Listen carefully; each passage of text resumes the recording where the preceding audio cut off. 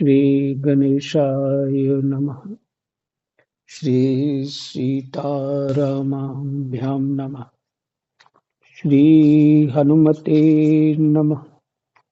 श्री उमापते नमः। श्री गुरुवे नमः। सब संतन की जय जय।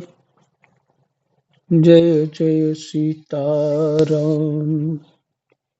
राधे श्याम।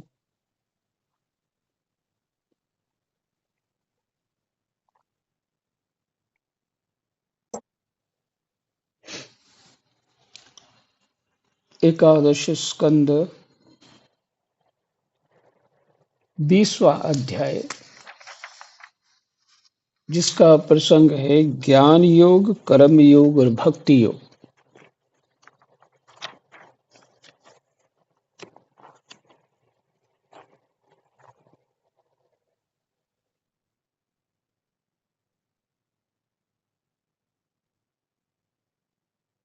प्रश्न उद्धव जी का था कि दोष दर्शन की आप बात कह रहे हैं, तो दोष दर्शन देखे बिना विधि निषेध कैसे होगा। भगवान जी ने बताया, अधिकारी भेद से जो साधक है उसका अधिकार ज्ञान में है या भक्ति में अथवा कर्मयोग में।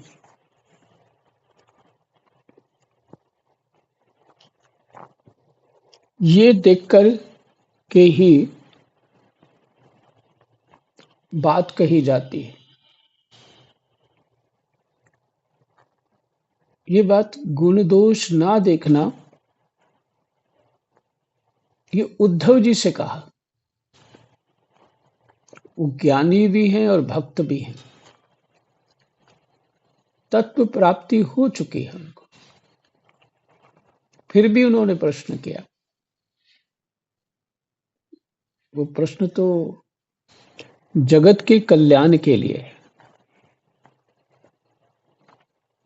उनको वस्तु प्राप्त हो चुकी है जो चाहिए। भगवान सामने हैं, भगवान उनसे प्रेम रखते हैं, पीछे क्या बचा।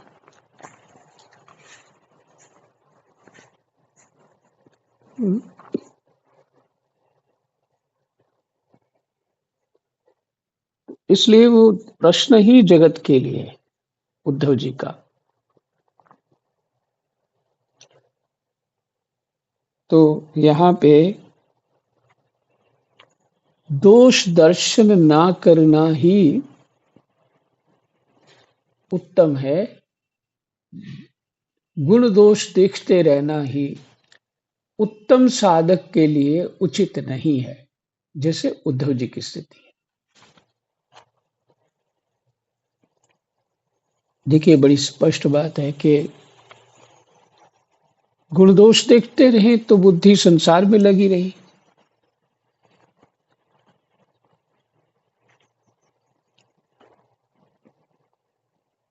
और यदि गुण दोष छोड़ दिया और भगवान के गुणानुवाद में बुद्धि लग गई, तो दोनों काम हो जाते हैं। गुण दोष भी समझ में आ जाता है और भगवत प्रेम भी प्राप्त हो जाता है। यही भगवान कह रहे हैं। तो अधिकारी भेद से भगवान जी ने उत्तर दिया था।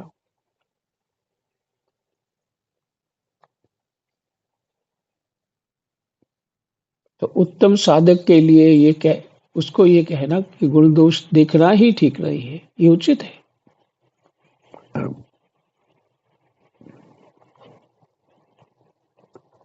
और जो साधक अभी साधना समझ ही रहा है, सीख ही रहा है, तो उसको गुण दोष तो बताने पड़ेंगे।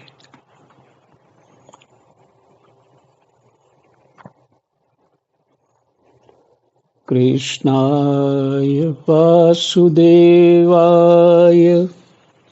हरये परमात्मने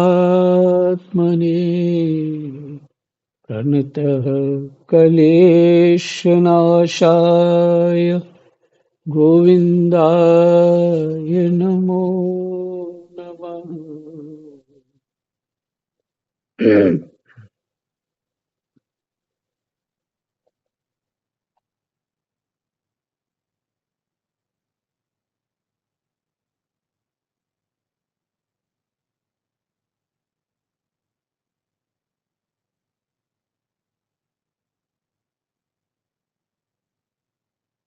प्रिय उद्धव, जब पुरुष दोष दर्शन के कारण कर्मों से उद्विग्न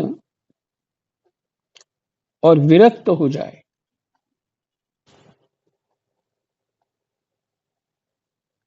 तब जितेंद्रिय होकर वह योग में स्थित हो जाए। फिर से सुन लीजिए। प्रिय उद्धव, जब पुरुष दोष दर्शन के कारण कर्मों से उद्विग्न और विरक्त हो जाए,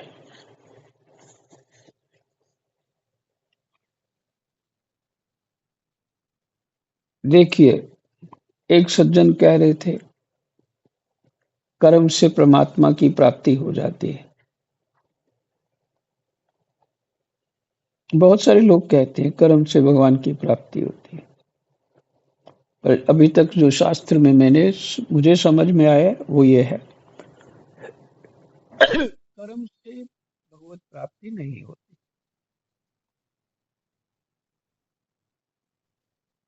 भक्ति से भगवत प्राप्ति होती है, और ज्ञान से ही भक्ति प्राप्त होती है।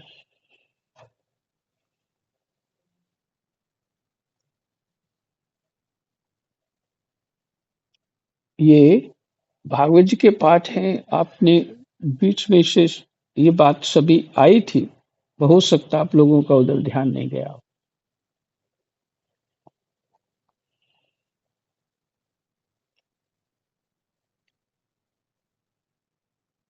तो कर्म जो है, शरीर ठीक हो, मन ठीक हो, बुद्धि ठीक हो तो कर्म होता है, और उसका परिणाम कैसा होगा वो पता नहीं है।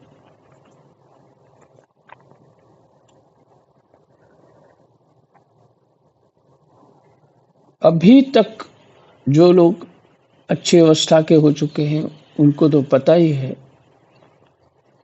कि जो कर्म हम कर रहे थे, जिसके लिए कर रहे थे, क्या वही परिणाम निकला है कि कुछ और निकल गया?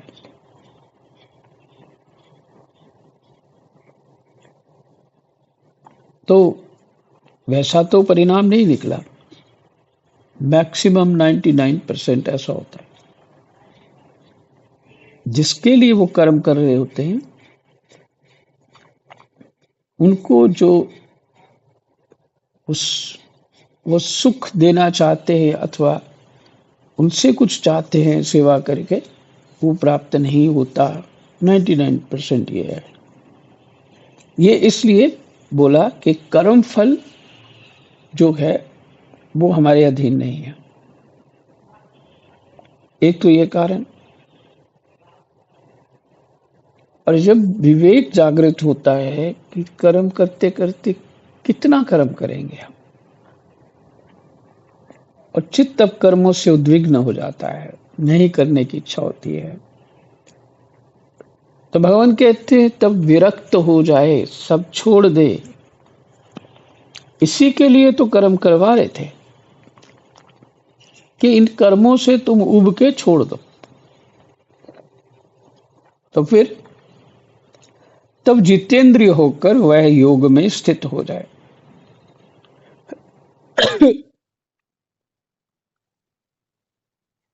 जितेंद्रिय का अर्थ है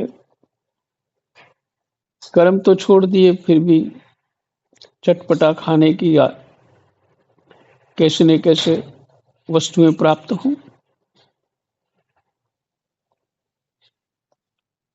लो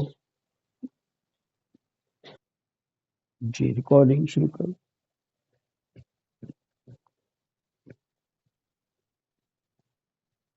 बहन कह रही है,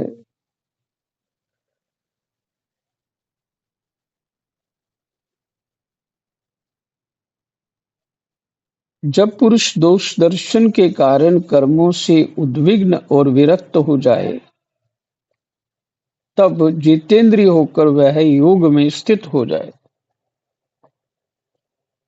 और अभ्यास आत्मानुसंधान के द्वारा अपना मन मुझ परमात्मा में निश्चल रूप से धारण करे।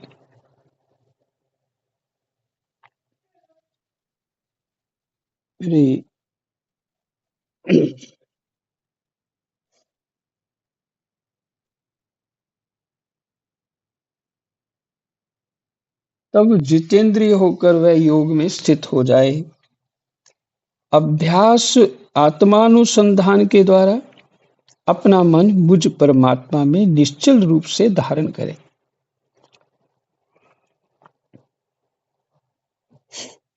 अभ्यास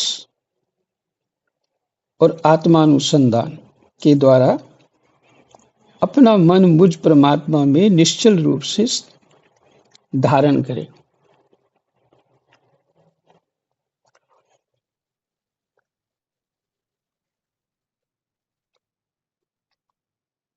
कोई बात समझ में आ जाए तो उसके बाद जब तक उसका अभ्यास नहीं करोगे तो बात तो भूल जाएगी।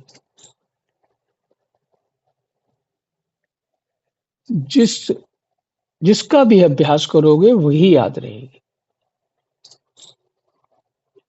इसलिए संसार में बिना कहे ही चित्त लगता है। उसका कारण है कि अभ्यास का इतना जन्म जन्मांतर का है, इसलिए चित्त लगता है। दूसरी बात यह है कि वही अभ्यास साधना में साधक को जन्म जन्म लगता है और उसका अभ्यास करते करते उस साधना में इतना अच्छा लगता है कि वो साधना ही फिर करना चाहता है। और उसकी तो यहाँ तक इच्छा नहीं होती कि भगवान भी मुझे मिल जाएं और मैं मुक्त हो जाऊं, मैंने शरीर छोड़ दूं, फिर भी वो भजन साधन ही करना चाहता है। ये अभ्यास का बल है।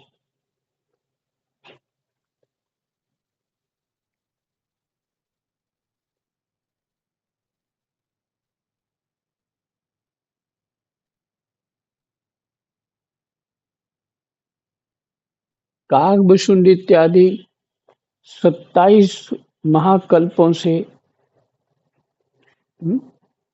रामायण जी में जो वर्णन है, महाकल्पों से 27 महाकल्पों से विराजमान है और भजन ही करते हैं।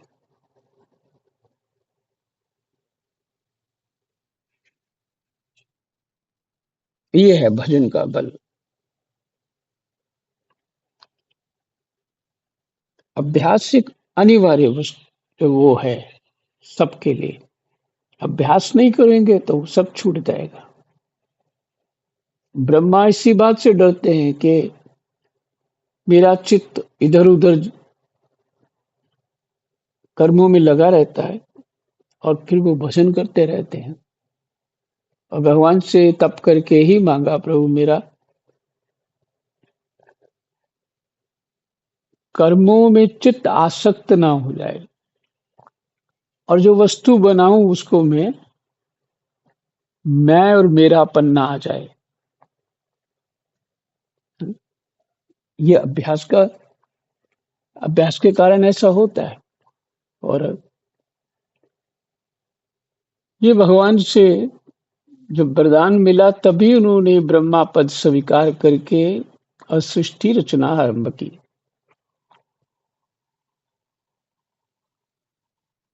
जब स्थिर करते समय मन चंचल होकर इधर उधर भटकने लगे,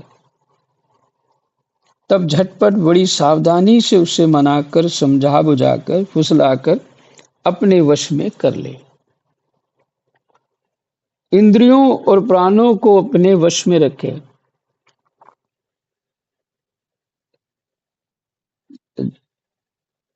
विवेक से ही हो पाता है ये। इंद्रियों को अपना वश में रखना, अतः जितनी आवश्यकता उतना उपयोग करना, और प्राणों को प्राणायाम से, वैसे प्राणों का दूसरा उपाय है नाम जप से भी प्राणों पे वश हो जाता है।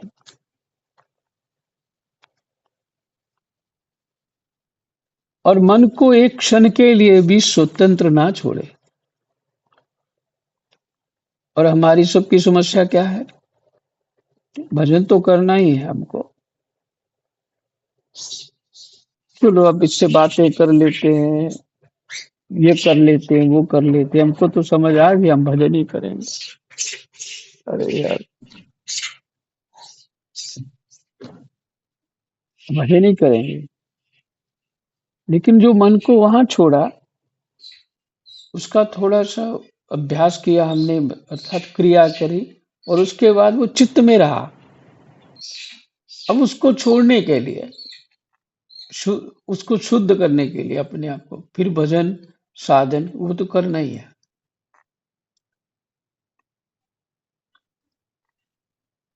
जैसे कोई वस्तु साफ कर रहे हो तो फिर कोई दाग लग जाए तो फिर करना पड़ता है उसको, ये ऐसी ही स्थिति है। तो इसलिए अधिकतर साधक मौन हो जाते हैं, ये उत्तम उपाय है।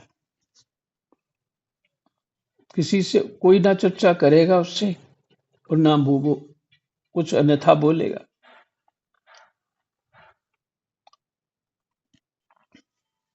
तो भजन साधन के लिए ऐसी युक्तियां तो करनी पड़ती हैं। उसकी एक एक चाल, एक एक हरकत को देखता रहे, किसकी? मन की। इस प्रकार सत्व संपन्न बुद्धि के द्वारा धीरे धीरे मन को अपने वश में कर लेना चाहिए। पहले तो बुद्धि को सत्व संपन्न करना है। बुद्धि सत्व संपन्न तभी हो पाएगी, शास्त्र सत्संग गंभीरता से सुना जाएगा, तब होगा ये काम। और खान पान सात्विक होगा, और जो आसपास जिनके ऊपर चित्त हमारा बार बार जाता है, वो वातावरण भी सात्विक होना चाहिए, अथवा उसकी तरफ ध्यान ही ना दे।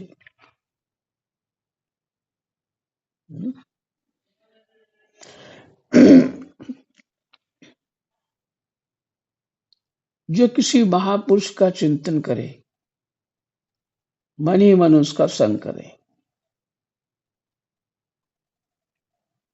उनके प्रति श्रद्धा और विशेष महत्व हो, तो चित्त उनको उनका संग करते हुए सत्व गुण बढ़ जाएगा।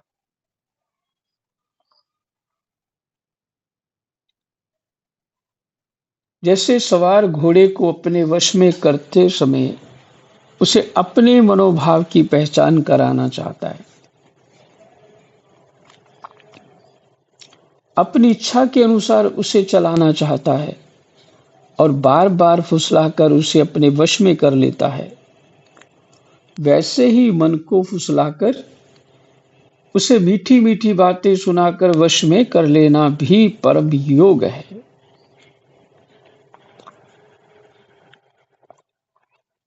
सांख्य शास्त्र में प्रकृति से लेकर शरीर पर्यंत सृष्टि का जो क्रम बतलाया गया है, उसके अनुसार सृष्टि चिंतन करना चाहिए। और जिस क्रम से शरीर आदि का प्रकृति में लय बताया गया है,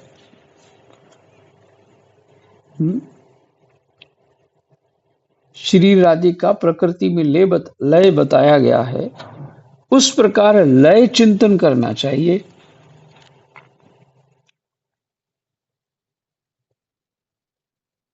यह क्रम तब तक जारी रखना चाहिए जब तक मन शांत स्थिर ना हो जाए। ये भी एक मन को नियंत्रण करने का उपाय है। सृष्टि रचना कैसे हुई? वही प्रकृति से आकाश, आकाश से वायु, वायु से अग्नि, अग्नि से जल, जल से पृथ्वी, और फिर लय कैसी होगी? पृथ्वी से जल, जल से अग्नि, अग्नि से वायु, वायु से आकाश।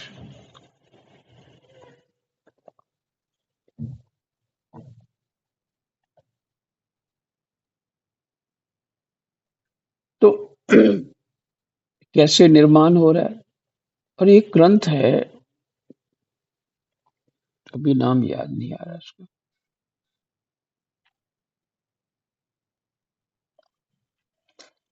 उस ग्रंथ में और भी विस्तार किया गया, कैसे कैसे फिर आगे सृष्टि बढ़ती जाती है, उत्पत्ति कैसे होती है, सब विचार किया गया। मेरे पास तो ग्रंथ है, मैंने इतना पढ़ा नहीं उसको, पर है ग्रंथ कहीं ना कहीं पढ़ा हुआ।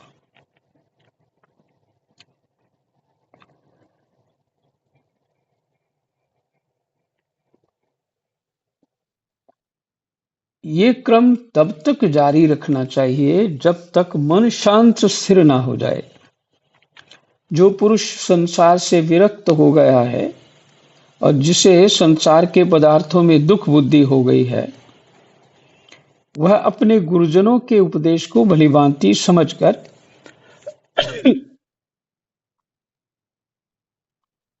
बार बार अपने स्वरूप के ही चिंतन में संलग्न रहता है।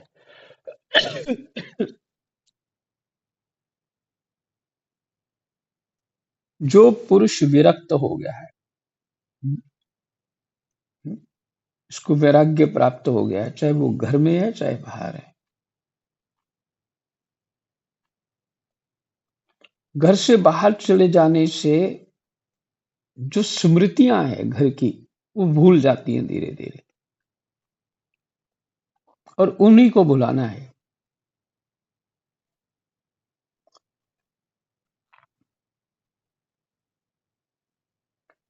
ये स्मृतियां, पुरानी स्मृतियां ही माया हैं, चाहे कैसी भी हों, कितनी भी अच्छी हों, ये सब माया है।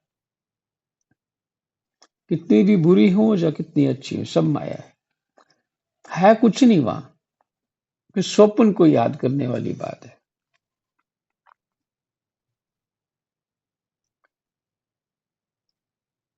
जो पुरुष संसार से विरक्त हो गया है और जिसे संसार के पदार्थों में दुख बुद्धि हो गई है, वह अपने गुरुजनों के उपदेश को भलीभांति समझकर बार बार अपने स्वरूप के ही चिंतन में संलग्न रहता है।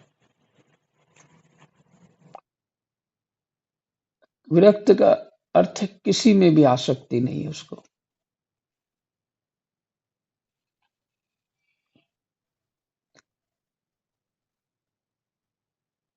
हम कैसे आसक्ति रहित कैसे होंगे? सरल बुद्धि ये होती है कि कोई अपना नहीं है जी। प्रश्न ये है कि अपना क्यों बना रहे हो? सुख बुद्धि है ना अपना बनाने का, तभी तो संसार का सुख ही दुख है और कुछ है नहीं। उन व्यक्तियों से अथवा वस्तुओं से, वैसे अपने स्वभाव से जो आसक्ति हुई पड़ी है, उसी से विरक्त होना है। ये पहला कदम है। फिर उसके बाद जब शांत चित्त हो जाएगा, फिर उसको कुछ भजन समझ में आएगा कि भजन होता क्या है।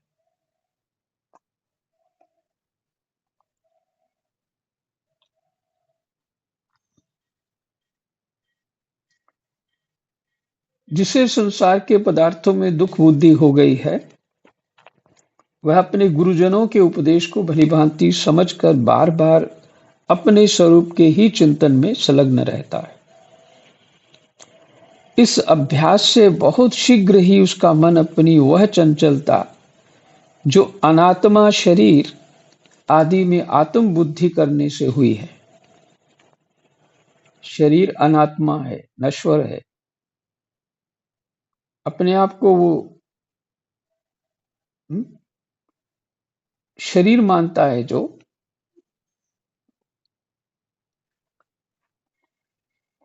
उसमें आत्म बुद्धि हुई पड़ी है कि मैं शरीर ही हूं, फिर उसको छोड़ देता है। कैसे छोड़ देता है? गुरुजनों का उपदेश सुनने के बाद अपने आत्म स्वरूप का चिंतन करता है।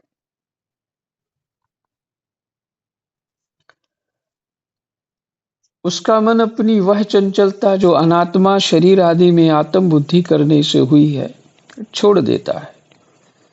यम, नियम, आसन, प्राणायाम, प्रत्याहार, धारणा, ध्यान, समाधि आदि योग मार्गों से वस्तु तत्व का निरीक्षण परीक्षण करने वाली आत्म विद्या से तथा मेरी प्रतिमा की उपासना से, अर्थात कर्म योग, ज्ञान योग और भक्ति योग से मन परमात्मा का चिंतन करने लगता है, और कोई उपाय नहीं है।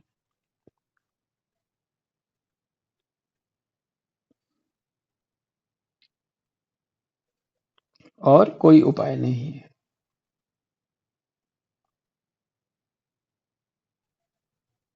जो कर्मयोग की समझ में आए ना, तभी कर्मयोग होगा।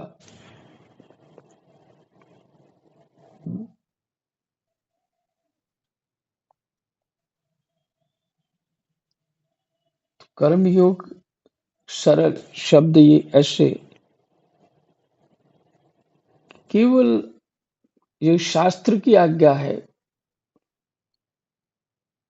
उसका पालन करना, भगवान की आज्ञा समझ करके, और उसके फल की कोई चाह ना हो।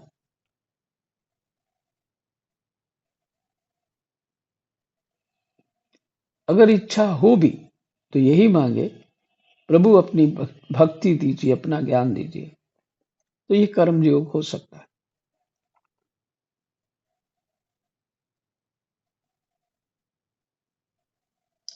उद्धव जी, वैसे तो योगी कभी कोई निंदित कर्म करता ही नहीं, परंतु यदि कभी उससे प्रमादवश कोई अपराध बन जाए तो योग के द्वारा ही उस पाप को जला डाले। मैंने अपना जो साधन भजन करता है वो करता रहे, वही योग है। कृष्ण, चांद्रायन आदि दूसरे प्रायश्चित कभी ना करें। हाँ, फिर सिद्धांत से गलती हो जाएगी। इन व्रतों को महत्व देके ऐसा साधक हो, इन व्रतों को फिर महत्व ना दे। अपने अपने अधिकार में जो निष्ठा है वही गुण कहा गया है। इस गुण दोष और विधि निषेध के विधान से यही तात्पर्य निकलता है कि किसी प्रकार विषयासक्ति का परित्याग हो जाए। भगवान कह रहे हैं, अपने अपने अधिकार में जो निष्ठा है वही गुण कहा गया है। मैंने जो कर्तव्य है अपने करने चाहिए, उसमें उसकी जो निष्ठा बनी हुई है वही गुण, उसी को गुण कहा गया है। इस गुण दोष और जो नहीं करना चाहिए वो दोष है। इस गुण और दोष विधि निषेध के विधान से यही तात्पर्य निकलता है कि किसी प्रकार विषयासक्ति का परित्याग हो जाए, क्योंकि कर्म तो जन्म से ही अशुद्ध हैं।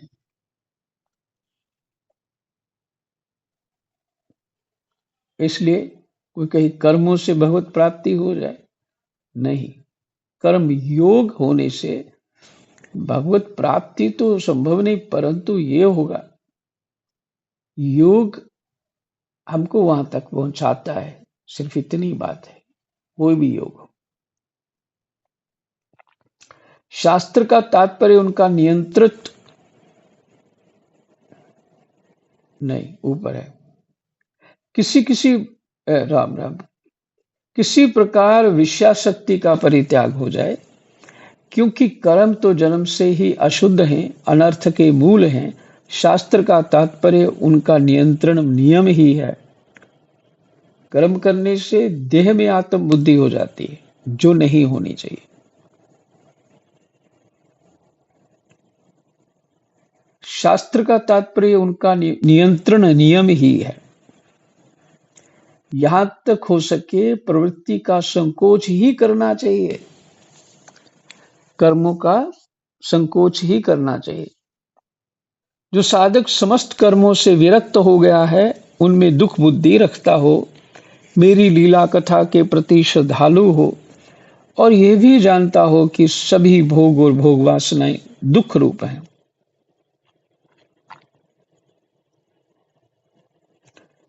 किंतु इतना सब जानकर भी जो उनके परित्याग से समर्थ ना हो, उसे चाहिए कि उन भोगों को तो भोग ले। जो छोड़ ही नहीं पा रहा है तो कहते भोग ले, परंतु उन्हें सच्चे हृदय से दुखजनक समझे, ग्लानि पूर्वक सुख भोगे, तो फिर गिल्टी कॉन्शियस रहे और मन ही मन उनकी निंदा करे तथा उसे अपना दुर्भाग्य ही समझे। साथ ही इस दुविधा की स्थिति से छुटकारा पाने के लिए श्रद्धा, दृढ़ निश्चय और प्रेम से मेरा भजन करे। अपने भजन साधन में त्रुटि ना होने दे।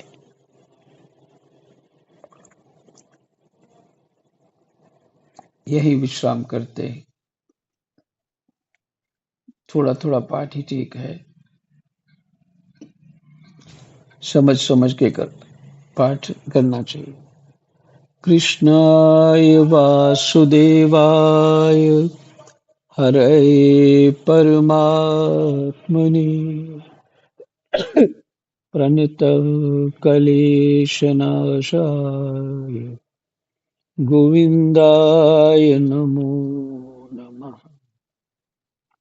जय जय सीता।